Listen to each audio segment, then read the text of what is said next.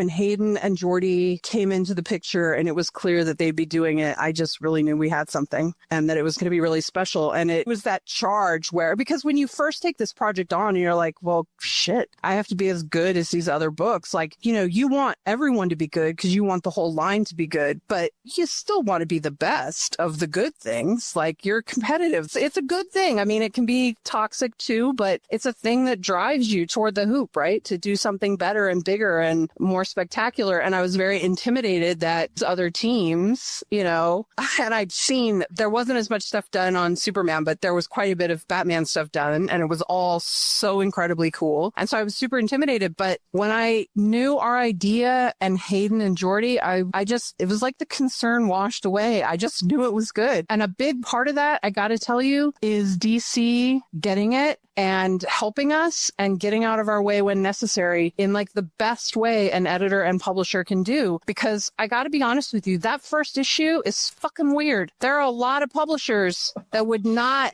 be like, this is okay. There's like 2 named characters that people know in it. She's fighting these creatures. We don't explain anything. We just dump you in. There are these long flashbacks with no words of this child growing up. There's a lot of fighting, but it doesn't really fit the formula. And how much that issue lands or not is very dependent on the reader and how they're reading it in that last minute, because it's an issue that really builds, right? That build up to getting her to say that word Amazon and then the release when she does. But like, I can't control how people are going to read it. It's not like a movie where I can pace that exactly right? Like, I don't know how every person is going to read it. And so I knew it was a big risk. And Chris knew it was a risk, the editor, Chris Conroy. And I'm sure DC knew it was a risk too. And I really appreciate them going, no, we see it. We're going to let you do it, you know? And I'm very grateful, because there was plenty of talk about how we were ending that issue and like, was this the right way? And I was like, honestly, I think if we mess with it, we're going to upset that build, and it's not going to land emotionally for nearly as many people if we mess with that fine balance at the end. And so we agreed to leave it. And I don't know if another publisher lets you do that these days, especially on such a big risk of a book, of a #1 that has to hit, right? I'll be eternally grateful to them for trusting us. And I think it was the right call. I think it's shown that it worked, that it was the right thing to do. You mentioned that the whole Absolute line has got some very heavy hitters in there. And to be the MVP on the All-Star team, you're definitely shaping up for that. Exactly. Well, thank you. Like, have you and Hayden decided what you're going to do when your Eisner wins?